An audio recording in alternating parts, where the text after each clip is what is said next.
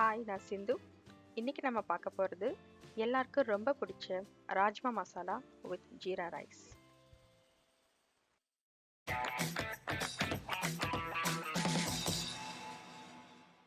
நம்ம முதல்ல ராஜ்மா மசாலா செய்யறதுக்கு 1.5 கப் ராஜ்மாவை நைட்டே நான் தண்ணியில் ஊற வச்சுருக்கேன். பாருங்கள் எவ்வளோ நல்லா ஊறி இருக்குன்னு சொல்லிட்டு. ஸோ நம்ம இதை இப்போது நல்ல ப்ரெஷர் குக்கரில் ஒரு 4 விசில் அளவுக்கு வைக்க போகிறேன். நான் நைட்டே ஊற வச்சதுனால 4 விசில் எனக்கு போதுமானதாக இருக்கும். நீங்கள் ஒருவேளை காலையில் ஊற வச்சு மதியம் பண்ணுற மாதிரியா இருந்ததுன்னா நீங்கள் இன்னும் கொஞ்சம் விசில் அதிகமாக வைக்கணும்.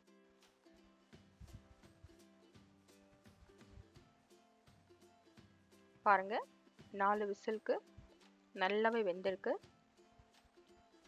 லேசாக அமுக்கினாலே உங்களுக்கு இந்த மாதிரி மேஷ் ஆகணும். இதுதான் கன்சிஸ்டன்சி. இல்லைன்னா உங்களுக்கு ராஜ்மா தனியாக இருக்கும், நீங்கள் பண்ணுற மசாலா தனியாக இருக்கும். ஸோ இப்போ நம்ம தாளிப்பு ரெடி பண்ணிக்கலாம். 2 டேபிள் ஸ்பூன் எண்ணெய் விட்டுருக்கேன். அதில் 1 டீஸ்பூன் ஜீரகம். ரொம்ப லோ ஃப்ளேமில் நீங்கள் இந்த ஜீரகத்தை பொரிய விடணும், இல்லைன்னா கருகிடும். அதில் 2 நல்ல பொடியாக நறுக்கிய வெங்காயம் நல்லா அதை வதக்கிக்கணும்.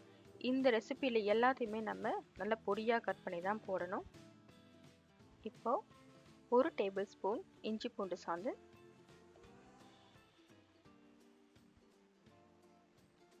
2 பொடியாக நறுக்கிய தக்காளி,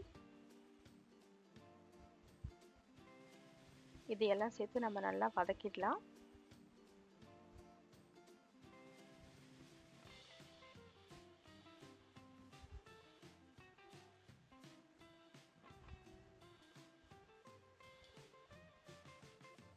இப்போ இதில் 1/4 டீஸ்பூன் மஞ்சள் தூள், 1 டீஸ்பூன் ஜீரகத்தூள்,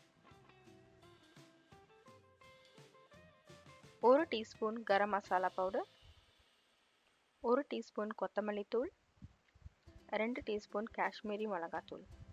இது எல்லாத்தையும் நம்ம நல்லா பச்சை வாசனை போகிற அளவுக்கு வதக்கணும்.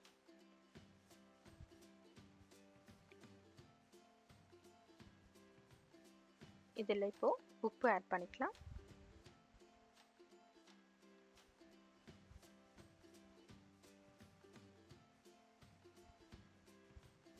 இந்த ஸ்டேஜில் ராஜ்மா வேக வச்ச தண்ணியை இதில் ஊற்றிக்கலாம். இப்போ இதில் ஒரு பச்சை மிளகாய் நல்ல பொடியாக நறுக்கி ஆட் பண்ணிக்கலாம். இந்த தண்ணியோடு சேர்ந்து அந்த பச்சை மிளகாய் எல்லாம் நல்லா உங்களுக்கு குக் ஆகி வரணும். பாருங்கள் நல்ல மசாலா பியூட்டிஃபுல்லாக வந்திருக்கு. இப்போ இதில் 1/2 கப் தயிர். இந்த தயிர் ஆட் பண்ண உடனேவே நீங்கள் வேக வச்சிருக்கிற ராஜ்மாவை ஆட் பண்ணிக்கலாம். இப்போ நல்லா மிக்ஸ் பண்ணிக்கோங்க. பாருங்கள் இந்த மாதிரி இருக்கணும். நீங்கள் மேஷ் பண்ண உடனே லேசாக தான் நான் ப்ரெஸ் பண்ணுறேன், அதுக்கே நல்லா மேஷ் ஆகுது. நல்லா சாஃப்டாக வெந்திருக்கு ராஜ்மா. இப்போ நான் இதை 15 நிமிஷம் நல்லா மூடி வச்சு லோ ஃப்ளேமில் குக் பண்ண போகிறேன். பாருங்கள் நல்லா சேர்ந்து வந்திருக்கு. அந்த மசாலாவோட ராஜ்மா எல்லாமே நல்லா கலந்து வந்திருக்கு.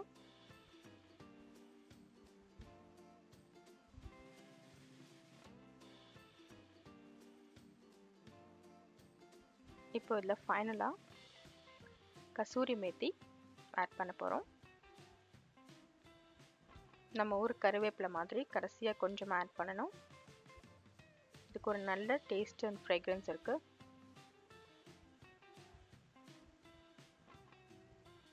அவ்வளோதான், நம்ம ராஜ்மா ரெடி ஆயாச்சு. பாருங்கள் நல்லா பியூட்டிஃபுல்லாக வந்திருக்கு. நீங்கள் இதில் வேணும்னா இன்னும் கொஞ்சம் நெய் விட்டுக்கலாம், நல்லாயிருக்கும் இன்னும். ஸோ நம்ம இதை சுட சுட சர்வ் பண்ணால் பிரமாதமாக இருக்கும். சாப்பிட்டு பாருங்கள்.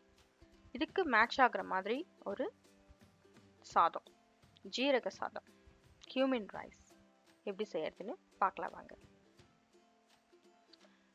ஜீரா ரைஸ் செய்யறதுக்கு 1 கப் பாஸ்மதி ரைஸ் எடுத்து நல்லா வாஷ் பண்ணி ஊற வைக்க போகிறோம்.